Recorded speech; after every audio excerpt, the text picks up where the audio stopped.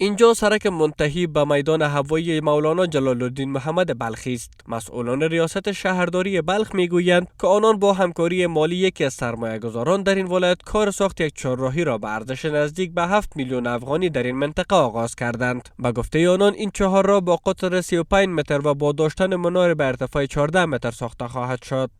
که شامل چوکی است، سرسبزی است، کٹاره است و کوپروپای کره تزیینی است و همه مواردی که در چوک باشه بسیار یک چوک زیبا و مقبول ساخته خواهد شد و هزینه شام که از طرف شرکت در چهارراهی یا چوک مصرف میشه تقریبا به 7 میلیون افغانی میرسه. تاجرها و مردم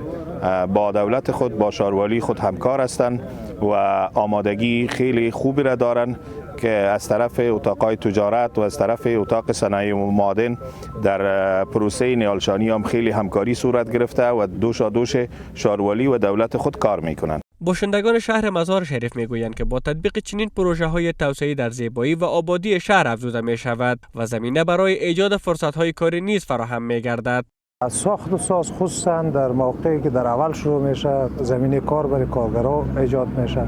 در مرحله بعد سهولت برای مردم منطقه و محل میشه، به مرحله بعدش یک نمای زیبا برای جامعه جهانی و اطراف ما و میمونای بیرونی ماست. این پروژه و این چوکی که در جاده میدان هوایی اعمار میشه، این میدان هوایی یک میدان هوایی بین المللی هست و